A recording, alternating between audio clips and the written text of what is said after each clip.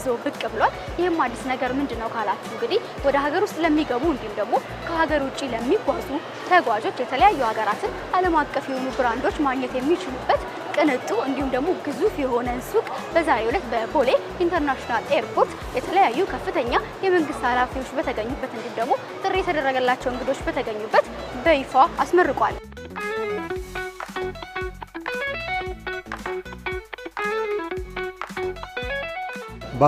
በ1932 የተመሰረተ ድርጅት ነው። አባቴ ነበር የመሰረቱት። ድሬዳዋ ውስጥ ነው የተመሰረተው እና ከዛ ወደ አዲስ አበባ በ1965 በፈረንጆች አቆጣጠር ነው የመጣ ነው እና ከዛ ጀምሮ እኔ ነበረ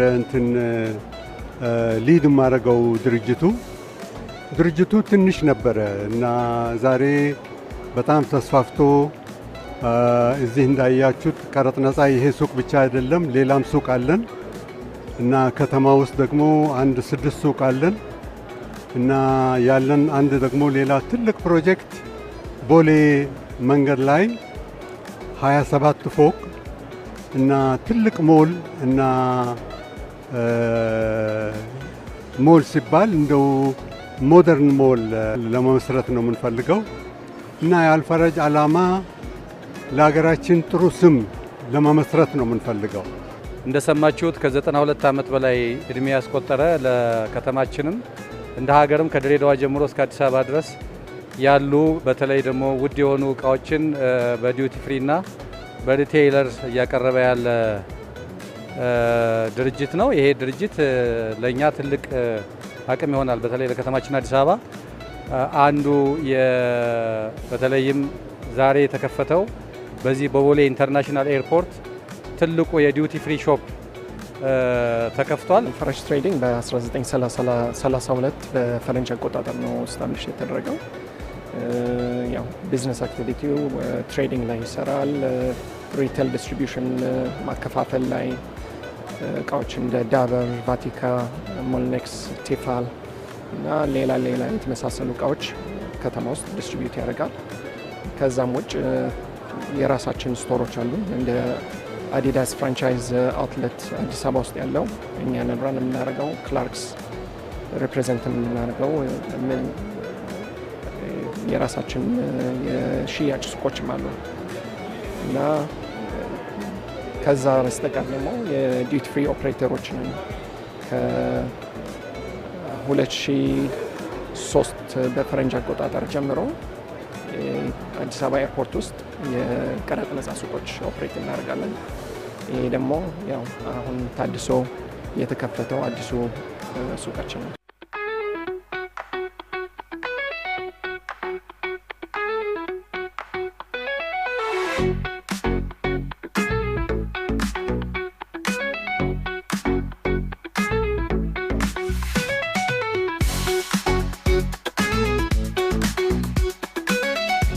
በቦሌ ኢንተርናሽናል ኤርፖርት የተከፈተው ቅንጡና ግዙፍ የሆነ ሱቅ ከሀገር ለሚወጡ እንዲሁም ደግሞ ወደ ሀገር ለሚመለሱ ተጓዦች የተለያዩ ሀገራትን ዓለም አቀፍ የሆኑ ብራንዶች የሚያገኙበት ስለመሆኑ ተገልጿል። በእውነት ጄንዊን ፕሮዳክት ነው ያሉት እና ኳሊቲ ስታንዳርዳቸው የተጠበቀ ፕሮዳክት ነው ያለው። እኛ ጋር የሚሸጠው በሙሉ ጄንዊን ነው እና ዓለም ውስጥ የታወቁ ብራንዶች ነው እኛ ጋር የሚሸጠው። ለምሳሌ ሌላ ቀረጥ ነፃ ውስጥ የማይሸጡ እቃዎች ያልተፈቀደላቸው ለኛ ተፈቅደዋል እና ይሄ ለሀገራችን ኩራት ነው።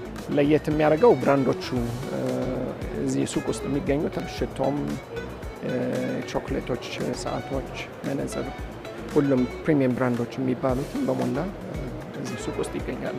በተለያዩ የንግድ እንቅስቃሴዎች የሚታወቀው አንጋፋው አልፈራጅ ትሬዲንግ በዛሬው ዕለት በቦሌ ኢንተርናሽናል ኤርፖርት የከፈተው ይህ ቅንጡ ሱቅ ከ100 በላይ ለሚሆኑ ሰዎች የስራ ዕድልን የፈጠረ ሲሆን ለተጓዦች ደግሞ የተለያዩ ዓለም አቀፍ የሆኑ ብራንዶችን ከታክስ ነፃ የሚያገኙበት ስለመሆኑ ሰምተናል። ይሄ ምናልባት እንደው በትንሹ ከ2 ቢሊዮን ብር በላይ ነው የፈጀው ይሄ ቀረጥ ነፃ። ይሄ አሁን ወደ 300 ሰራተኞች ነው ያሉ 300 ሰራተኞች ነው ያሉ።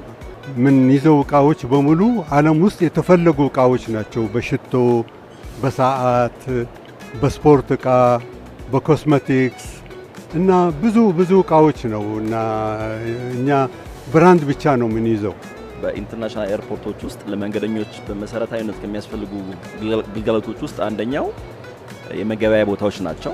የመመገቢያ የተለያዩ ግብይቶች መፈጸም የሚችሉባቸው ቦታዎችን ማዘጋጀት ኢምፖርታንት ነው። ከነዚህ ውስጥ አንዱ ዲዩቲ ፍሪ አይተምስ የሚሸጡባቸው አይተምስ ፋሲሊቲስን ማዘጋጀት አንዱ ኢምፖርታንት ነገር ነውና ዛሬ የተመረቀው የአልፋራጅ ዲዩቲ ፍሪ ቦሌ ኤርፖርት ውስጥ ካሉ ጥቂት የዲዩቲ ፍሪ ሾፖች ውስጥ ነባር ትልቅና አሁንም በእጅግ ዘመናዊ ተደርጎ የተሰራ በመሆኑ ኤርፖርት ውስጥ የሚኖረው የፓሴንጀር ኤክስፒሪየንስ የሰርቪስ ስታንዳርድ እጅግ በጣም ከፍ እንደሚያደርገው ምንም ጥርጥር የለንም። ከዚህ አንፃር የምንሰጠውን አገልግሎትም እንዲሁ አርኪና የተሻለ ለማድረግ እጅግ የሚረዳ ነው የሚሆነው። በቦሌ ኢንተርናሽናል ኤርፖርት በአልፋራጅ ትሬዲንግ የተከፈተው ይህ ቅንጡና ግዙፍ የሆነ ሱቅ ለከተማዋ የኢኮኖሚ እንቅስቃሴ የሚያበረክተው አስተዋጽኦ ትልቅ ስለመሆኑ ተነግሯል። ዛሬ የተከፈተው በዚህ በቦሌ ኢንተርናሽናል ኤርፖርት ትልቁ የዲዩቲ ፍሪ ሾፕ ተከፍቷል። በጋራ እንዳያችሁት ከፍተናል። ይሄ አዲስ አበባን አሁን ከምንሰራው ልማት አኳያ የቱሪስት ዴስቲኔሽን ማድረግ ነው የመጀመሪያ ዓላማችን። ቱሪስቱ የትራንዚት ሲቲውን እንድታገለግል ብቻ ሳይሆን መቆያ ምንቶን እንፈልጋለን። ሲቆይ ደግሞ እንደዚህ አይነት ምርቶችን ገብይቶ ለከረንሲ ለከተማችን እንዲያስገኝ ለሀገራችንም ደግሞ ከረንሲ እንዲያስገኝ የሚያደርግ ትልቅ አቅም ስለሆነ በእርግጠኛ ሆኖ መናገር የሚቻለው እንደዚህ አይነት ነገሮች እንዲበዙልን እንፈልጋለን። በቦሌ ኢንተርናሽናል ኤርፖርት ብቻ ሳይሆን በከተማ ውስጥም ከዚህ በፊትም ልምዱም ስላለ ይሄ እንዲሰፋ ሌሎችም እንደዚህ አይነት ስራዎችን ቢያሰፉ ከተማችን የቱሪስቶቹ መዳረሻ ከተማ የቱሪስቶች መቆያ ከተማ እንድትሆን ከተማ ውስጥ እንግዲህ የሚሰሩ ትልልቅ መሰረተ ልማቶች መሰረታዊ ዓላማቸው የትልቅ የኢኮኖሚ ግንባታ ለማከናወን በተለይ በቱሪዝም ያጣነውን ሀብት በከፍተኛ ሁኔታ ማግኘት የሚያስችል ስራ እየተሰራ ስለሆነ ለዚህ አንድ አቅምና ጉልበት ይሆናል። ተመልካቾቻችን በዛሬው የኢትዮ ቢዝነስ ቆይታችን እንግዲህ በቦሌ ኢንተርናሽናል ኤርፖርት ስለተከፈተው ግዙፍና ቅንጡ የሆነ ሱቅ አስመለከትናችሁ። ወደ ስቱዲዮ እንመለስ።